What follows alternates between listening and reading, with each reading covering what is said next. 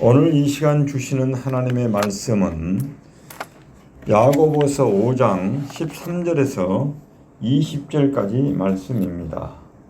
이 계시된 하나님의 말씀을 봉독하도록 하겠습니다. 신약 성경 374면에 377면에 제 성경은 나와 있습니다. 제가 봉독하도록 하겠습니다. 너희 중에 고난당하는 자가 있느냐? 그는 기도할 것이요. 즐거워하는 자가 있느냐? 그는 찬송할지니라. 너희 중에 병든 자가 있느냐? 그는 교회의 장로들을 청할 것이요. 그들은 주의 이름으로 기름을 바르며 그를 위하여 기도할지니라. 믿음의 기도는 병든 자를 구원하리니 주께서 그를 일으키시리라. 혹시 죄를 범하였을지라도 사하심을 받으리라. 그러므로 너희 죄를 서로 고백하며 병이 낫기를 위하여 서로 기도하라. 의인의 강구는 역사하는 힘이 큼이니라. 엘리야는 우리와 성정이 같은 사람이로되 그가 비가 오지 않기를 간절히 기도한즉 3년 6개월 동안 땅에 비가 오지 아니하고 다시 기도하니 하늘이 비를 주고 땅이 열매를 맺었느니라. 내 형제들아, 너희 중에 미혹되어 진리를 떠난 자를 누가 돌아서게 하면은 너희가 알 것은 죄인을 미혹된 길에서 돌아서게 하는 자가 그 영혼을 사망에서 구원할 것이며 허다한 죄를 덮을 것임이라. 아멘. 우리 모두 다 함께 서로 이렇게 인사하며 고백하겠습니다. 고난 중에 기도합시다. 고난 중에 기도합시다. 축복합니다. 사랑합니다. 축복합니다. 사랑합니다. 여러분, 우리가 질병의 터널을 통과하는 법, 고난의 터널을 통과하는 법에 대해서 오늘 말씀을 통해서, 본문을 통해서 교훈을 삼고 함께 은혜를 받고자 합니다. 오늘은 오순절 후 5번째 주일을 맞이하게 되었습니다. 하나님께서 사랑하는 여러분, 반갑습니다. 오늘 우리 외손자들도 예배에 이렇게 참여하게 되니까 너무 반갑습니다. 우리 상일이, 또 우리 상준이, 또 혜인이, 아인이 모두 다 주님의 이름으로 축복하고 사랑합니다. 야고보서, 오늘 읽었던 야고보서 5장 13절에서 20절 말씀은 고난과 즐거움, 질병과 연약함 등 모든 삶의 순간을 교회 공동체 안에서 어떻게 믿음으로 반응해야 하는지를 보여주는 살아역동하는 하나님의 말씀입니다. 우리가 세상을 살아가는 동안 한치 앞으로 알 수 없는 거친 바다와 같은 것이 이 세상살이입니다. 어떤 날은 맑고 잔잔하지만 어떤 날은 갑작스런 폭풍우가 몰아쳐서 우리를 두렵게 만듭니다. 우리의 인생길에는 예기치 못한 비바람이 불어오고 있습니다. 오늘 야고보 사도는 이 변화무쌍한 인생길을 걸어가는 성도들을 향해서 삶의 자리가 어떠하든지 낭망하거나 원망하거나 자만하지 말고 오히려 그 고난을 이겨낼 수 있는 구체적인 영적 무기들을 제시해주고 있습니다. 오늘 본문을 통해서 고난과 기쁨 그리고 아픔 속에서 우리 성도님들이 붙잡아야 할 신앙의 태도를 깨닫고 기도의 능력을 회복하는 그런 복된 시간이 되시길 바랍니다. 첫 번째로 삶의 모든 순간에 기도로 하나님을 대면하시길 바랍니다. 우리 모두가 다시 한번 13절 말씀을 다시 한번 봉독하도록 하겠습니다. 시작. 너희 중에 고난당하는 자가 있느냐? 그는 기도할 것이요. 즐거워하는 자가 있느냐? 그는 찬송할지니라.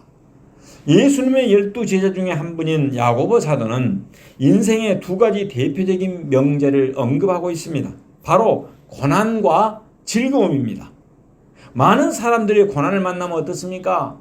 어려운 일을 당하게 되면 하나님을 원망합니다. 또 그의 반면에 즐거운 일을 만나면 어떻습니까? 교만해지거나 하나님을 잊어버립니다. 그러나 하나님으로부터 택하심을 받은 성도는 고난할 때 믿음으로 기도함으로써 하나님을 만나야 하는 것입니다. 또 즐거운 때에는 하나님께 찬송을 드림으로 영광을 돌려야 합니다. 즉 감정에 휘둘리는 것이 아니라 모든 상황을 하나님과 연결시키는 삶이 진짜 믿음인 것입니다. 기도는 고난을 견디게 하는 힘이며 하나님의 일하심을 초대하는 통로가 무엇이냐? 바로 기도하는 것입니다. 오늘 불렀던 찬송가 382장 너 근심 걱정 말아라 이 탄생의 비화를 말씀드리도록 하겠습니다. 20세기 초 미국의 월터 스틸만 마틴 목사님은 어느 주일 이웃 교회에서 설교를 좀 해달라고 부탁을 받게 되었습니다. 그런데 그날 설교를 하러 가려는 그 아침 그날 당일날 사모님이 갑작스럽게 몸이 아파서 알아 누웠습니다. 목사님은 약속을 취소하고 아내 곁을 지키려고 고민을 했습니다. 그때 그의 어린 아들이 찾아와 가지고 순수한 목소리로 아빠에게 말했습니다. 아빠, 하나님께서 아빠가 설교하러 가시는 동안에 엄마를 돌봐주시지 않을까요? 이렇게 말하는 것이었습니다. 이 말에 큰 깨달음을 얻은 목사님은 고난 중에 기도하며 하나님을 신뢰하면서 설교하러 갔다고 합니다. 예배는 큰 은혜 속에 마쳤습니다. 그 사이에 집에 남아있던 사모님은 그 고통 속에서도 낙심하지 않고 하나님을 묵상하다가 큰 평안을 경험하면서 쓴 시가 무엇이냐? 여기 382장입니다. 이것이 바로 찬송가 382장 너 근심 걱정 말아라 주 너를 지키리 이 찬송이 탄생하게 되었습니다. 고난의 때 원망하는 대신에 기도를 선택했고 그 고난을 찬송으로 바꾼 아름다운 믿음의 애화인 것입니다. 야고보 사도는 권면합니다. 여러분 가운데 고난을 받은 사람이 있습니까? 그런 사람은 믿음으로 기도하십시오라고 말하고 있습니다. 여러분 가운데 즐거운 사람이 있습니까? 그런 사람은 자만하거나 교만하지 말고 하나님을 찬송하십시오라고 말씀하고 있는 것입니다. 두 번째로 하나님은 믿음으로 드리는 기도에 응답하시는 것입니다. 여러분 오늘 본문 15절 말씀을 다 함께 한번 봉독하도록 하겠습니다. 15절 시작. 믿음의 기도는 병든 자를 구원하리니 주께서 그를 일으키시리라. 혹시 죄를 범하였을지라도 사하심을 받으리라. 아멘. 주님께서는 믿음의 기도를 들어주시고 병든 자를 고쳐주신다는 것입니다. 이를 통해서 하나님은 믿음의 기도를 믿음으로 드리는 기도에 대해서 반드시 응답해 주시는 분이심을 알 수 있습니다. 그런데 문제는 과연 무엇이 믿음으로 드리는 기도인가 하는 점입니다. 무엇이 믿음으로 드리는 기도입니까? 여러분 믿음의 기도란 첫째로 두 마음을 품지 않고 순수한 마음으로 드리는 기도를 말하고 있습니다. 야고보서 4장 8절 말씀에 보면은 하나님을 가까이 하라. 그리하면 너희를 가까이 하시리라. 죄인들아 손을 깨끗이 하라. 두 마음을 품는 자들아 하나님을 성결하게 하라라고 말씀하고 있습니다. 의심이라는 불순물이 섞이지 않는 온전한 믿음으로 드리는 기도입니다. 그래서 야고보 사도는 본 서신에서 하나님은 간구하는 자에게 반드시 지혜를 주시되 의심하는 자에게는 응답하지 않는다라고 말하고 있습니다. 그러니까 마음을 깨끗하게 하라, 마음을 성결하게 해서 기도해라는 것입니다. 두 마음을 품는 자들아 마음을 성결하게 하라라고 야고보서 4장 8절에서 말하고 있습니다. 두 번째로 어떤 기도가 믿음으로 드리는 기도입니까? 간절한 마음으로 드리는 기도입니다. 다 함께 한번 따라합시다. 간절한 마음으로 기도합시다. 간절한 마음으로 기도합시다. 여러분 믿음으로 드리는 기도란 간절한 마음으로 드리는 기도입니다. 그러면은 간절한 마음으로 드리는 기도를 성경에서 한번 살펴보도록 하겠습니다. 간절한 마음이 무엇인가를 죽어가는 딸을 살려달라고 예수님께서 엎드려 회당장 야이로가 기도했습니다. 자기 딸 좀 살려달라고 간절한 마음으로 드리는 기도를 누가복음 8장 40절에서 42절에서 우리는 확인할 수 있습니다. 또한 가나안 여인의 기도 역시 마찬가지입니다. 마태복음 15장 22절에서 28절 말씀에 이 내용이 나옵니다. 이 여인이 간절한 마음으로 자기 딸이 귀신이 들렸는데 예수님 앞에 와서 낫게 해달라고 기도했던 것입니다. 여러분 사랑하는 자식을 구하려는 부모의 마음보다도 더 간절한 마음이 이 세상에 어디 있겠습니까? 우리는 하나님께 나가 기도할 때 이런 외적인 것들보다도 우리의 마음을 정결하고 겸손하게 해야 되는 것입니다. 그리하여 오직 순수한 믿음과 간절하고도 겸손하게 은혜를 사모하는 마음으로 기도드림으로써 중심을 보시는 하나님으로부터 풍성한 응답과 은혜를 얻는 하나님의 사람들이 되시길 예수 이름으로 축원합니다. 아멘. 여러분, 찰스 스펄전 목사님 아시죠? 설교의 황태자인 찰스 스펄전 목사님의 그 보일러 시대에 대해서 한번 말씀드리도록 하겠습니다. 영국의 유명한 설교가인 찰스 스펄전 목사님의 교회에는 수많은 사람들이 몰려왔습니다. 하루는 목회자들이 찾아와서 목사님 어떻게 하면 이렇게 교회가 부흥할 수 있습니까? 라고 물었다고 합니다. 그랬더니 스펄전 목사님은 그들을 교회 지하로 데리고 갔습니다. 그리고 그곳에 데려가니까 지금 예배 중인데도 불구하고 지하에서는 수백 명의 성도들이 뜨겁게 무릎을 꿇고 기도하고 있었던 것입니다. 목사님은 그것을 가리키며 여기가 바로 우리 교회의 발전소입니다라고 말했다고 합니다. 고난이라는 차가운 겨울이 찾아올 때 우리의 인생을 데울 수 있는 힘은 무엇이냐? 바로 오직 기도의 발전소를 가동시키는 것입니다. 세 번째로 믿음의 강구로 서로를 치유해야 합니다. 오늘 본문 말씀 16절 말씀을 다 함께 한번 봉독하겠습니다. 시작. 그러므로 너희 죄를 서로 고백하며 병이 낫기를 위하여 서로 기도하라. 의인의 강구는 역사하는 힘이 크니라. 아멘. 기도는 하늘의 능력이 땅에 임하게 하는 통로입니다. 16절 후반절 말씀에 보면은 의인의 강구는 역사하는 힘이 많으니라. 역사하는 힘이 크니라 라고 말씀하고 있습니다. 여기서 의인이란 무엇을 말하는 것입니까? 문자 그대로 아무런 죄와 허물이 없는 완벽한 사람을 말하고 있는 것이 아닙니다. 왜냐하면은 예수 그리스도를 제외하면은 이 땅에 완전한 사람이란 한 사람도 없기 때문에 그렇습니다. 의인은 없나니 하나도 없다는 것이 로마서 3장 10절의 성경 말씀이 증언입니다. 따라서 여기서 말하는 의인이란 무엇이냐? 예수 그리스도를 영접하고 예수 그리스도의 십자가 은혜로 하나님으로부터 의롭다움을 칭함을 받은 하나님의 자녀들을 말합니다. 믿음의 성도들을 말하는 것입니다. 그러니까 하나님께서 그리스도를 통해서 의롭다 하시고 자녀로 삼으심으로 말미암아 물과 성령으로 거듭나서 하나님의 뜻을 행하는 성도들의 기도는 역사하는 힘이 크다. 역사하는 힘이 많다는 것입니다. 야고보 사도는 이를 증명하기 위해서 오늘 17절 18절 말씀에서 엘리야 선지자의 기도를 예를 들어 설명하고 있습니다.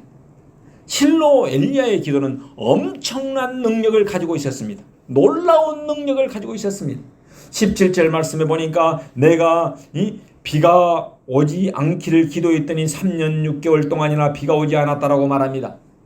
이는 이스라엘 백성들의 패역함을 징계하기 위함이었습니다. 이스라엘이 하나님을 버리면 하늘을 닫아서 지면에 비가 내리지 않게 하시리라는 하나님의 말씀 신명기 11장 16절 17절 말씀을 이루기 위함이었던 것입니다. 여러분, 엘리야의 기도는 3년이 넘도록 하늘에서 비가 내리지 않는 역사를 또 일으켰습니다. 이 사실은 열왕기상 17장 1절에 나오고 있습니다. 그런데 그의 능력은 여기서 끝나지 않습니다. 18절 말씀에 보면은 그가 다시 기도하였더니 하늘에서 비가 오고 땅이 열매를 맺었던 것입니다. 이는 그 기도에 의해서 내린 비는 참으로 경작에 알맞는 만큼 적당한 양의 비를 내려주셨던 것입니다. 비가 너무 많이 와버려도 작물이 다 손상을 입고 다 죽게 됩니다. 그런데 적당하게 알맞게 왔다는 것입니다. 엘리야는 기도로서 하늘에 또 불을 내리기도 한 사람이었던 것입니다. 그러면은 이러한 기도를 통해서 이처럼 놀라운 역사를 일으켰던 이 엘리야는 우리와 완전히 다른 특별한 존재입니까? 이에 대해서 야고보 사도는 17절에서 이렇게 말합니다. 우리와 성정이 같은 사람이다. 다 함께 한번 따라합시다. 우리와 성정이 같은 사람이다. 여러분, 이 말이 무슨 말입니까? 엘리야 역시 우리와 똑같은 사람이라는 것입니다. 우리와 본성적으로 같은 사람이라는 것입니다. 엘리야는 특별한 사람이 아니라는 것입니다. 그 역시 우리와 같이 평범한 사람이었다는 것입니다. 엘리야뿐만이 아닙니다. 성경에 많은 기도의 능력자들이 나옵니다. 아브라함, 모세, 다윗, 베드로, 바울 등 모두 기도의 능력자들이었습니다만 그들이 처음부터 특별한 사람이 아니었습니다. 그들도 본래는 그저 평범한 사람에 지나지 않았습니다. 그들은 목자였고, 다윗이 목자 아니었습니까? 베드로는 어부였습니다. 바울은 천막업자였습니다.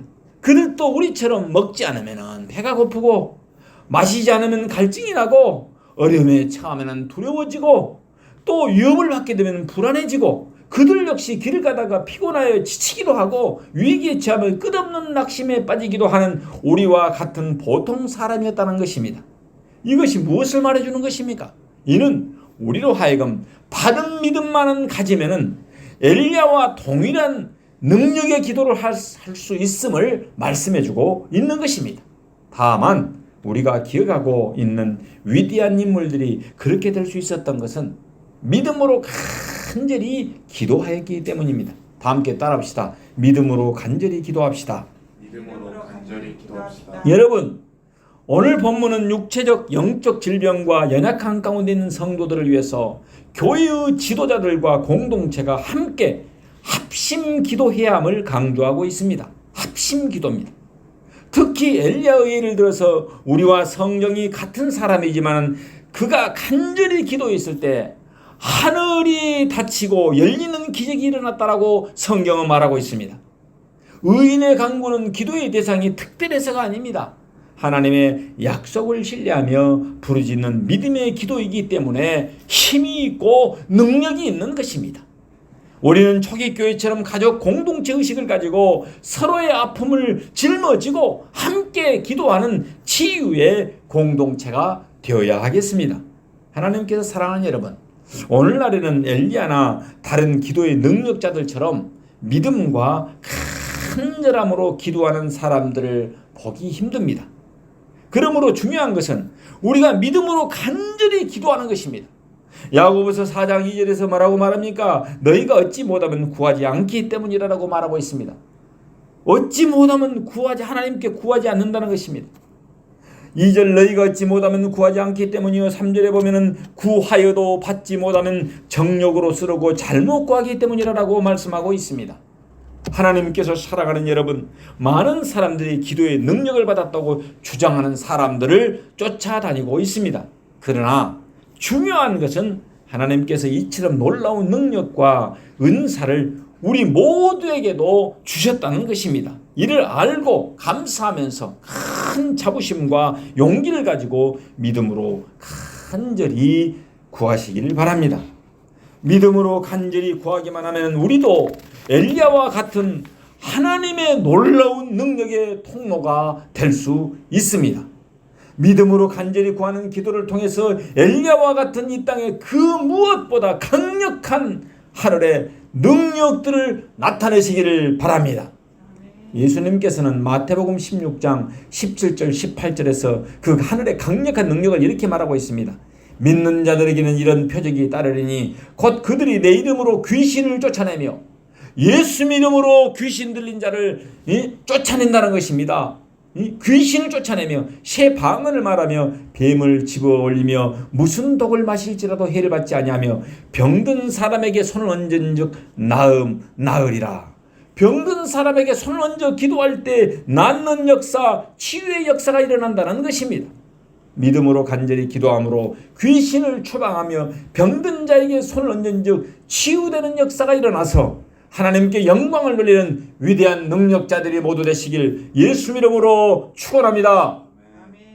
여러분, 네 번째로는 잃어버린 영혼을 돌이키는 사랑을 실천해야 합니다. 여러분 19절 20절을 다 함께 한번 봉독하겠습니다. 19절 20절 시작. 내 형제들아, 너희 중에 미혹되어 진리를 떠난 자가 누가 돌아서게 하면은 너희가 알 것은 죄인을 미혹된 길에서 돌아서게 하는 자가 그의 영혼을 사망에서 구원할 것이며 허다한 죄를 덮을 것임이라. 아멘.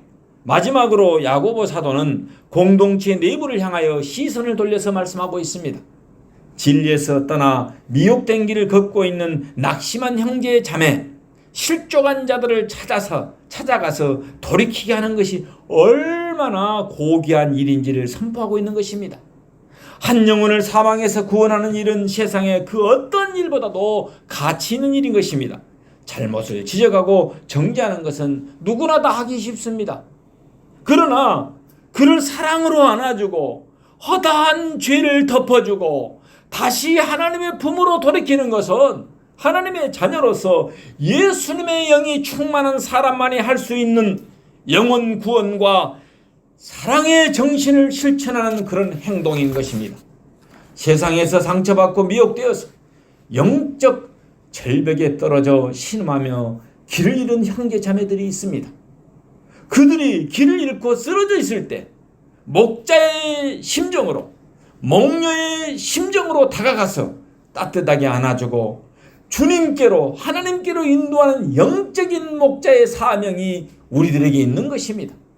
하나님께서 사랑하는 여러분, 오늘 야고보 사도가 우리에게 권면하는 말씀에 따라서 고난이 오면은 무릎을 꿇고 믿음으로 기도합시다. 기쁜 일, 좋은 일이 생기면은, 즐거운 일이 생기면 목소리를 높여 하나님을 찬송합시다. 아프고 연약한 지체가 있다면은 손을 잡고 함께 합심 기도합시다.